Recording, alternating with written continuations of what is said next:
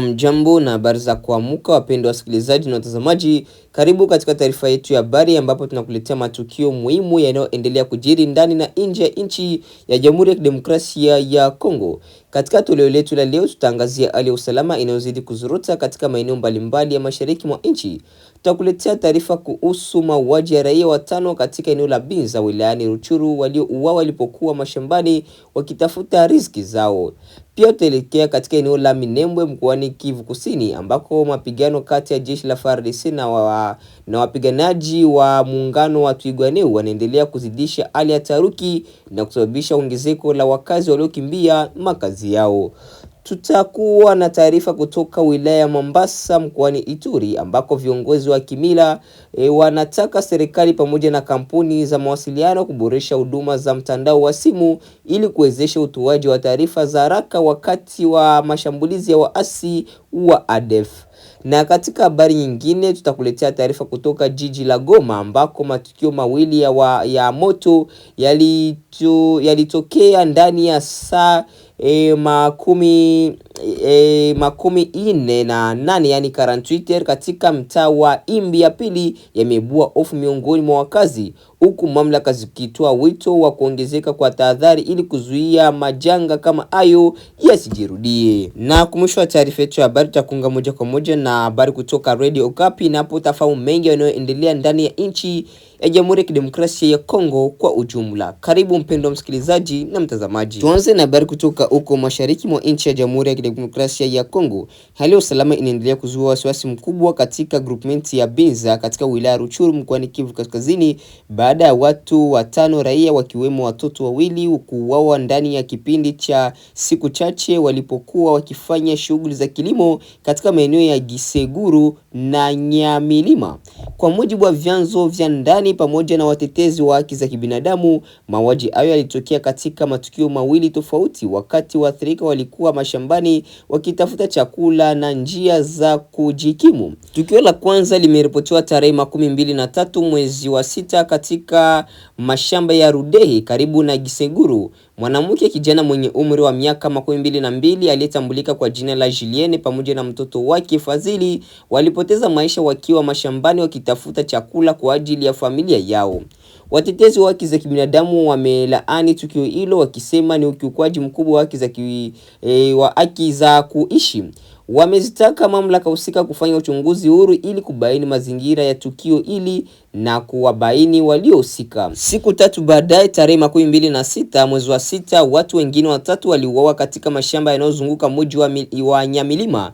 Miongoni mwa walioathirika alikuwa mtoto mwenye umri wa miaka 9 ambaye alikuwa ametumwa na wazazi wake kuwapelekea chakula watu waliokuwa mashambani wakifanya kazi. Waathirika wengine wawili walikuwa wanaume waliokuwa wakazi wa mitaa ya Alfajiri ya Kadehi. Kwa mujibu wa taarifa kutoka eneo hilo, waathirika walipigwa risasi kabla ya miili ya wawili au kuchomwa moto kwa kutumia mabaki ya mashina ya makavu ya maharagi.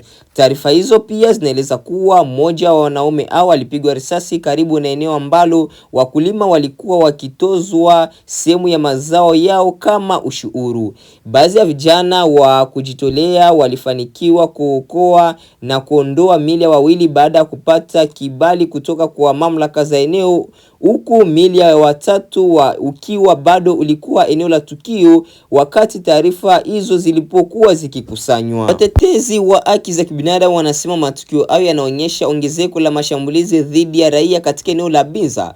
Wamezitaka mamlaka za serikali pamoja na taasisi za ulinzi wa haki za kibinadamu kuanzisha uchunguzi wa haraka ili wahusika wafikishwe mbele ya sheria. Matukio haya yanaendelea kuonyesha changamoto kubwa za kiusalama katika wilaya ya Ruchuru ambako shughuli za kilimo ambazo ndizo chanzo kikuu cha maisha wananchi zinaendelea kufanyika katika mazingira ya hofu na kutokuwa na uhakika. Turudi katika mji wa Goma, mji mkuu wa Kivu Kaskazini mashariki mwa nchi ya Jamhuri ya Kidemokrasia ya Kongo, ambako wakazi wa mtaa wa Imbi ya pili uliopo katika jiji la Goma mkoani Kivu Kaskazini wamehimizwa kuongeza umakini na kuchukua tahadhari zaidi baada ya kutokea matukio mawili ya moto ndani ya kipindi cha saa 48 yani 48 zilizopita. Kwa mujibu wa taarifa kutoka eneo hilo, moto huo ulitekeleza baadhi ya nyumba na mali za wananchi na kusababisha hasara kubwa kwa familia zilizoathirika. Ingawa chanzo rasmi cha matukio hayo bado hakijatangazwa, viongozi wa eneo hilo pamoja na wananchi wanaendelea kutoa wito wa kuchunguza kwa kina sababu za ajali hizo ili kuzuia matukio kama hayo yasijirudie tena. Wakazi wa Imbi ya pili wamehimizwa kuwa uangalifu zaidi wanapotumia umeme, majiko ya mkaa, gesi ya vifaa vingine vinavyoweza kusababisha moto. Pia wamehimizwa kuhakikisha nyaya ya umeme na vifaa vya majumbani vinakaguliwa mara kwa mara ili kupunguza hatari ya ajali. Baadhi ya wananchi wamesema matukio hayo yamewaacha katika hofu, wakieleza kuwa moto unaweza kusambaa kwa haraka kutokana na nyumba nyingi kujengwa karibu. Hali hiyo imeongeza umuhimu wa kuwepo kwa hatua za haraka za kukabiliana na majanga pamoja na ushirikiano kati ya wakazi na mamlaka za eneo. Viongozi wa mtaa wamewataka wananchi kutoa taarifa mara moja wanapoona dalili zozote za moto au itilafu za umeme ili hatua za dharura zichukuliwe kabla ya madhara hayajawa makubwa. Matukio haya yanatoa somo muhimu kuhusu umuhimu wa tahadhari na maandalizi ya kukabiliana na majanga ya moto, hasa katika maeneo yenye msongamano mkubwa wa makazi kama jiji la Goma. Tubaki tu mashariki mwa nchi ya Jamhuri ya Kidemokrasia ya Kongo, ambako viongozi wa kimila kutoka machifu au sheferi 7 ya wilaya ya Mombasa katika jimbo la Ituri mashariki mwa nchi ya Jamhuri ya Kidemokrasia ya Kongo wametoa wito kwa serikali pamoja na makampuni za mawasiliano ya simu kujenga minara mipya ya mawasiliano ili kuboresha huduma ya mtandao katika eneo hilo. Wanasema hatua hiyo ni muhimu kwa kuimarisha mfumo wa tahadhari za mapema dhidi ya mashambulizi ya waasi wa ADF. Wito huo umetolewa baada ya mkutano uliofanyika Alhamisi tarehe 25 mwezi wa 6 mjini Mombasa. Viongozi au wa kimila walieleza kuwa maeneo mengi ya wilaya hiyo hayana kabisa huduma za mtandao wa simu, jambo linalofanya iwe vigumu kwa wananchi kutoa taarifa za haraka wanaposhuhudia mashambulizi ya waasi. Kutokana na hali hiyo, vikosi vya usalama mara nyingi hupokea taarifa zikiwa zimechelewa, jambo linalopunguza ufanisi wa operations za uokoaji na ulinzi wa raia. Wilaya Mombasa iliyoko takriban kilomita 174 yani 74 magharibi mwa Bunia imeendelea kukabiliwa na changamoto kubwa za mawasiliano katika kipindi ambacho mashambulizi ya makundi yenye silaha yameendelea kutishia usalama wa wananchi. Kwa mujibu wa viongozi wa kimila, kuboresha huduma za mawasiliano si swala la maendeleo pekee, bali pia ni hatua muhimu ya kuokoa maisha ya wananchi wanaoishi katika maeneo yenye hatari kubwa. Katika baadhi ya maeneo hali ni mbaya zaidi. Kwa mfano, machifu wa Walese Bese ulioko mpakani wa wilaya Wata katika jimbo la Otwile una vijiji 21 ambavyo havina kabisa huduma vya mtandao wa simu. Viongozi wa eneo hilo wameeleza kuwa ukosefu wa mawasiliano umekuwa ukiwapa waasi wa ADF nafasi ya kufanya mashambulizi bila taarifa kufika kwa wakati kwa vikosi vya FARDC ambavyo tayari vina uwepo mdogo katika eneo hilo. Mkuu wa machifu wa Walese Bese Faustin Sukari amesema hata mfumo wa wifi uliokuwa umewekwa kama njia mbadala ya mawasiliano uliibiwa na waasi wa ADF walipoingia katika eneo hilo. Kwa mujibu wake, tukio hilo liliwaacha wakazi bila njia yoyote ya kuwasiliana wakati wa dharura. Katika machifu mengine au sheferi zingine, huduma ya simu inapatikana kwa kiwango kidogo katika vituo vikuu vya makazi pekee, huko vijiji vingi vikibaki bila mawasiliano.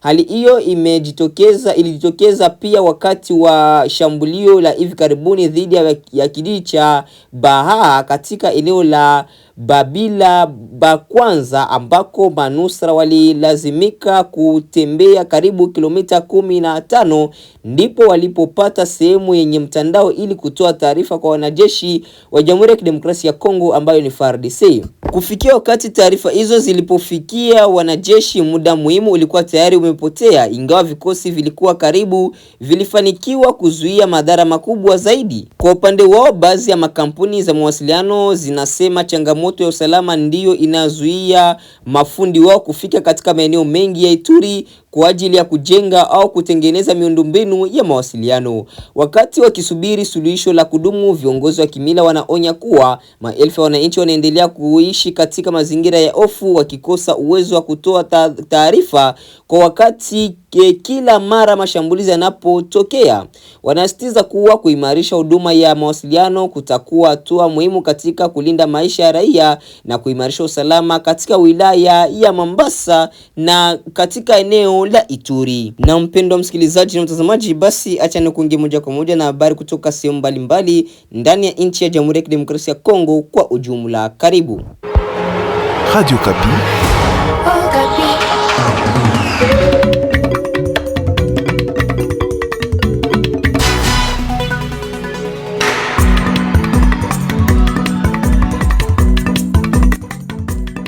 Amjambo wapenzi wasikilizaji wa Radio Kapi, karibu kwa habari yetu kwa lugha ya Kiswahili. Basi tuanze na muhimu ya habari yetu.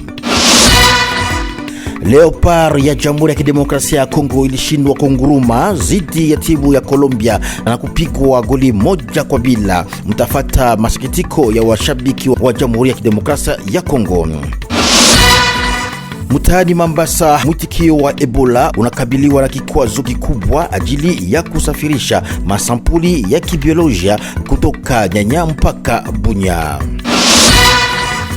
Wapresidenti wa mabaraza ya wajimbo wamepeleka wasiwasi yao moja kwa moja kwa seneta kuhusu hali yao ya kutokulipwa mshahara zao na mivutano inayozunguka uhuru wa majimbo. Na ni yote kama muhimu ya habari yetu kwa lugha ya Kiswahili. Basi mfate maelezo kamili punde kidogo.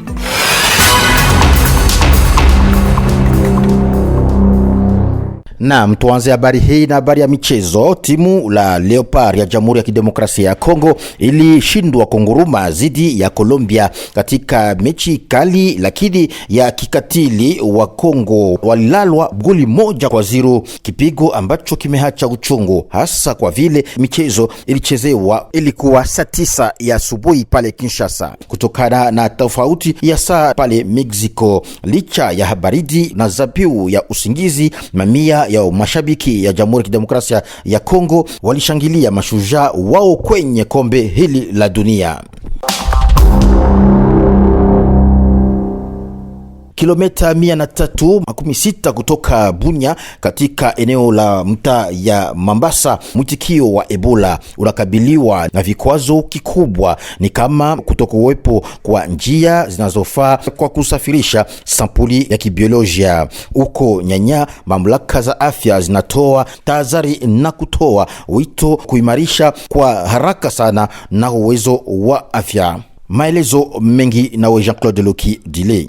Kulingana na Daktari Joseph Pemanakue, mganga mkuu wa kanda ya afya ya Nyanya, sampuli zinazochukuliwa kutoka kwa watu wanaoshukiwa kuwa na Ebola mara nyingi usafirishwa kwa magari ya usafiri wa umma.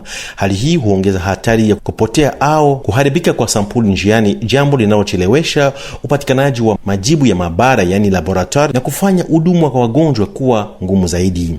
Kama tungekuwa na maabara ya kuleta matokeo haraka yani laboratoire mobile hapa Nyanya, tungelichunguza sampuli mara moja na hilo lingeharisisha sana kazi yetu, unena kiongozi huyo wa afya. Mbali na changamoto hizo za vifaa na usafirishaji, eneo la afya la Nyanya pia linakabiliwa na ukosefu wa usalama kutokana na mashambulizi ya wasi wa ADF katika baadhi ya maeneo ya afya, hasa Bafabako na Bandengaidu. Kwa mujibu wa viongozi wa afya wa eneo hilo, msaada wa haraka katika sekta ya vifaa na usalama ni muhimu ili kusimamisha kusambazwa kwa mlipuko huo wa Ebola ambao na tayari kumearifiwa wagonjwa zaidi ya 2 katika eneo hilo.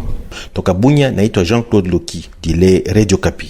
Wakati afisa mkuu wa afya wa eneo ya afya ya Nyanya akiwa na wasiwasi kuhusu changamoto za vifaa vinavyokabili mwitikio wa Ebola, hasa kuhusu usafirishaji wa sampuli hadi Bunya, mamlaka za afya kitaifa zinahakikisha ya kwamba hatua tayari zimeendelea na kuongeza kusema kama timu mahalumu, rasilimali za vifaa na hatua za matibabu zimetumwa kwenye tovuti kwa zaidi ya siku 10 ili kuimarisha mwitikio wa janga ili la Ebola.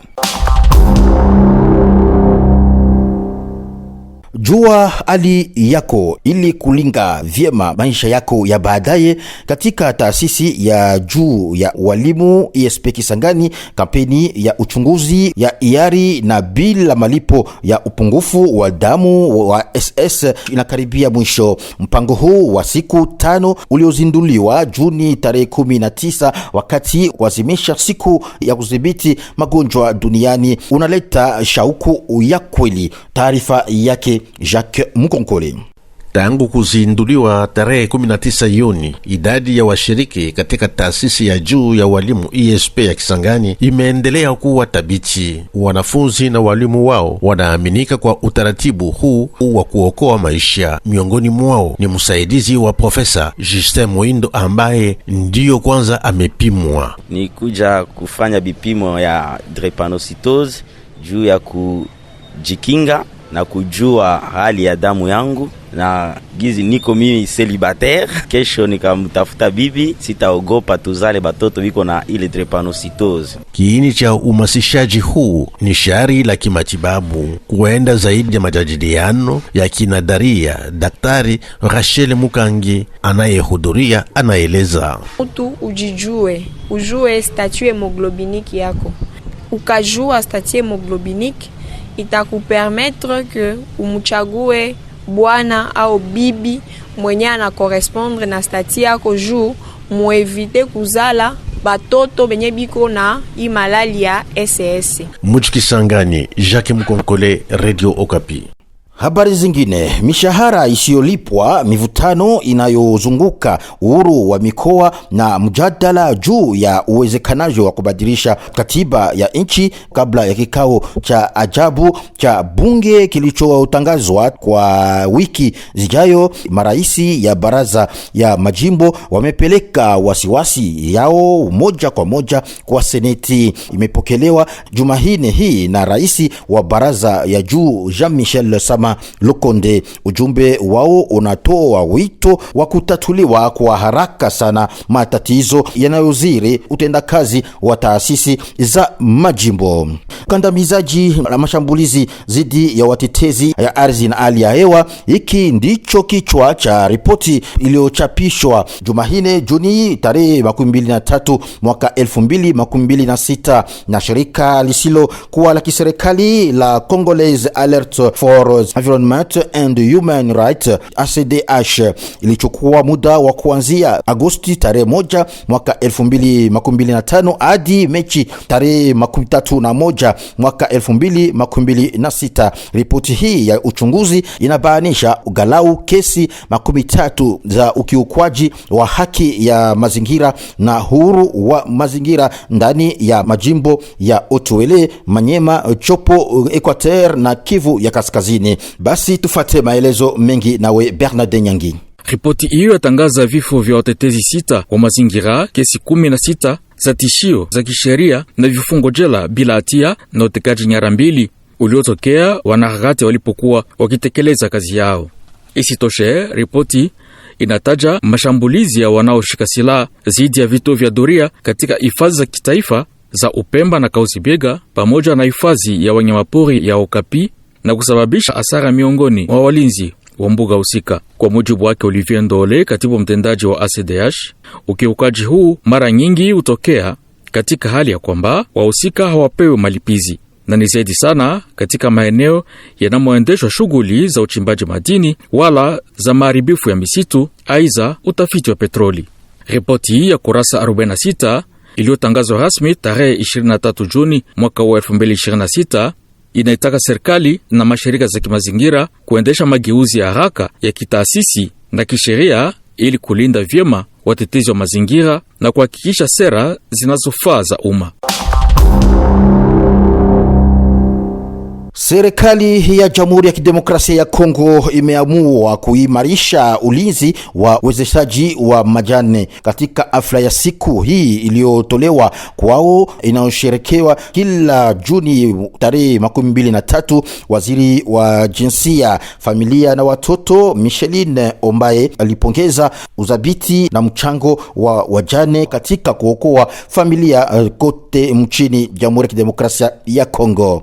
Basi tumalize habari tu kwa lugha ya Kiswahili na habari pale Bujimai. Siku ya kitaifa ya samaki inayosherekewa kila Juni tarehe 24 katika Jamhuri ya Kidemokrasia ya Kongo ilifanyika bila kujali, hakuna hata ujumbe rasmi, hakuna shughuli za umma, lakini katika masoko ya muji jambo fulani huvutia umakini. Samaki wengi usio wa kawaida, tofauti ya kushangaza kufuatana na miaka iliyopita. Naam, na ni hapa ndipo tumefika mwisho wa habari yetu kwa lugha ya Kiswahili. Tufate kiwango yetu ya pili ya mpango yetu kwa lugha ya Kiswahili, nawe Rosalie Zawadi. Radio Okapi, invité en Swahili. Viongozi 35 wa vijana kutoka Kivu Kaskazini walihitimisha juma iliyopita kikao cha mafunzo cha siku 2 huko Beni kilichotolewa kwa ajili ya kusambaza azimio nambari 2250 la Baraza la Usalama la Umoja wa Mataifa kuhusu nafasi ya vijana katika kujenga amani na kuzuia migogoro. Shughuli hii iliyoandaliwa na ofisi ya masuala ya kiraia ya MONUSCO kwa ushirikiano na idara ya vijana ya jimbo ililenga kuwasaidia viongozi hawa vijana kuimarisha wajibu wao katika jamii. Tunajadili hili na Benjamin Asimoni, mjumbe wa muundo huu, katika mahojiano haya na Mark Marofimbo. Benjamin Asimoni, jambo. Jambo bwana Mark. Kama pia mtaalamu katika kikao hiki ya kupatiana fikra ya kamati mpya ya vijana ambao itashimamia mwelekezo wa resolution 2250, kwanza unajikuta namna gani wakati unaposhiriki na kupatia wengine mafikiri? Kwangu binafsi, mimi ni kijana mwenye nguvu na ujuzi, najikuta kama yale ambayo ilikuwa ni ndoto ya kusema vijana wahusishwe ndani ya kazi ya mwelekezo ya kuweza kutendesha maagizo za resolution 2250.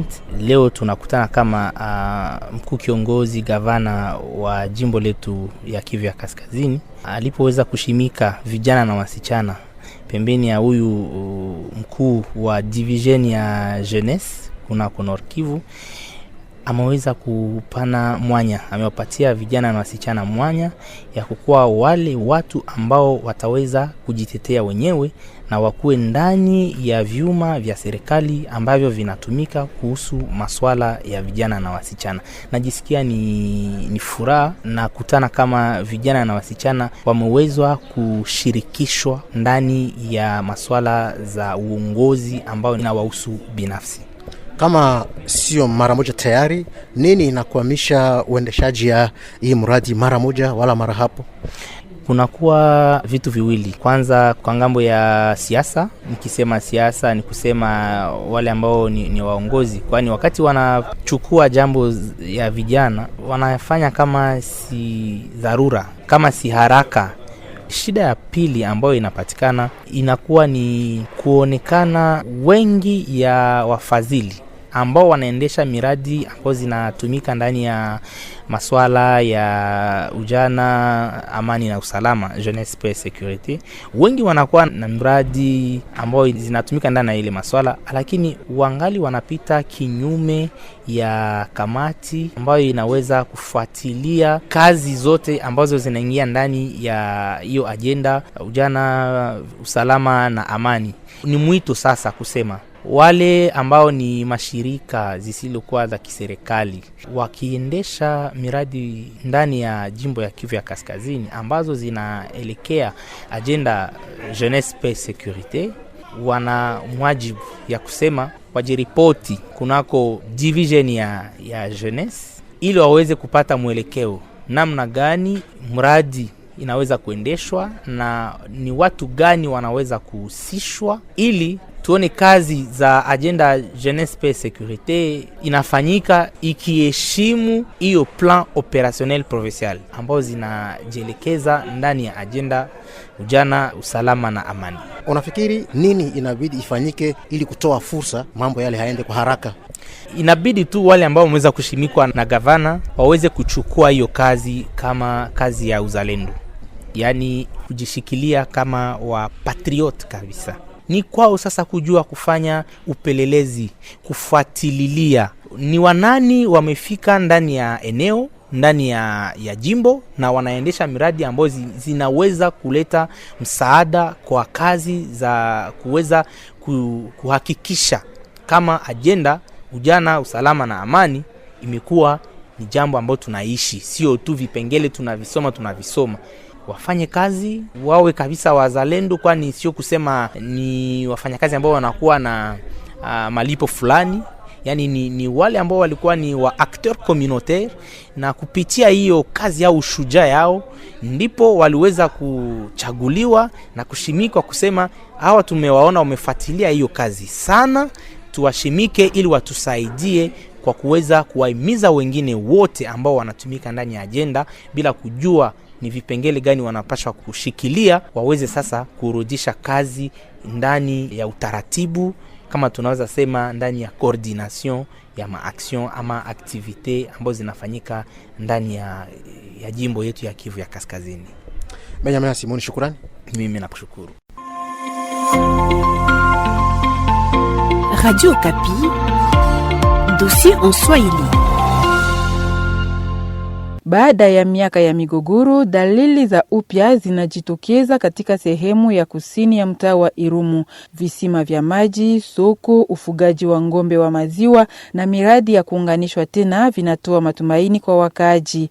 MONUSCO kupitia ofisi yake ya uondoaji silaha DDRS ilikabidhi rasmi miundombinu kadhaa ya jamii huko Sote na Tsere, vijiji viwili ndani ya usultani wa Bahema huko Irumu. Ripoti hii ilitayarishwa na Jean-Claude Lokidile. Kwa wakazi wa eneo hilo, miradi hizi tayari zimeanza kubadilisha maisha yao ya kila siku. Charlotte Ganise Kale, mkazi wa Sota, anasema kwamba wanawake walikuwa wakiuza bidhaa zao chini ya jua kali, huku wakikabiliwa pia na ukosefu mkubwa wa maji safi ya kunywa. Tulikuwa na soko pale, ilikuwa tu baangare. Leo MONUSCO anafika kutujongea vraiment nyumba andir juu tuikale pale. Vraiment hata mvua inafika haiwezi kutusumbua tena. Tulikuwa tu kunauzisha chini ya jua kali, ilikuwa mateso. Maji wanatujengea aksati, tunafurahi juu ya maji yenyewe walitujengea hapa. Tena hapa tu kuna chota ya bure. Ile hapa tunalipaka pesa. Ile kwa mwanzo wanatuletea kwanja ya bure, tunafurahi, hatukosi tena maji sasa. Viongozi wa kimila pia nao wanapongeza mbinu au mpango huo inaunganisha maendeleo na amani. Kwa mujibu wa David Bainduka, kiongozi wa sheferia Bahema Dirumu, uwekezaji huu unapaswa kuhamasisha vijana ambao bado wako katika makundi yenye silaha kuacha silaha na kurejea katika maisha ya kawaida. Vita haina faida kwa mtu yeyote. Miradi hii inaonyesha kuwa kuna njia nyingine ya kujenga maisha.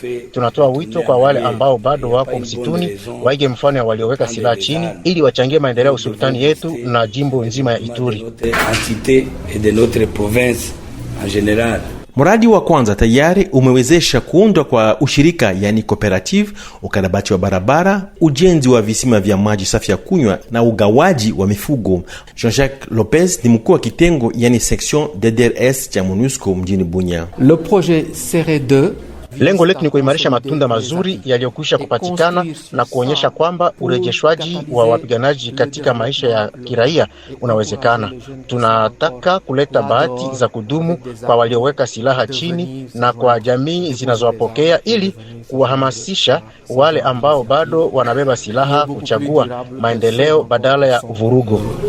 Kwa maoni ya wanamemba ya shirika ya kiraia, kufaulu kwa miradi hizo yanaweza kuhimiza wapiganaji wengine wa zamani na wale bado ambao wako katika makundi yenye silaha kuweka silaha yao chini na kuanza maisha mapya ya amani, kuchangia maendeleo na ustawi wa jamii zao.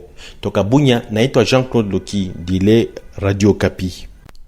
Aksanti wapenzi wasikilizaji wa Radio Kapi, tunasema aksanti kwa kuwa mulikuwa wengi kando ya radio zenu kwa kufuata radio ya Amani. Mimi naitwa kwa jina la Martial Kiza Biamungu. Tutakutana tena pale baadaye. Nani hapo ndipo tunapohitimisha matangazo yetu ya habari za asubuhi leo, ikiwa ni tarehe 29 yani 29 mwezi wa 6 mwaka 2026. Asante kwa kuendelea kuungana nasi kupitia mtandao wetu wa YouTube. Usisikose kusubscribe, kulike, comment na kushare, na kwa lugha nyingine banasema kujiabone, komante vile vile na kupartaje. Basi tukutane katika taarifa zetu za habari za mchana. Asante.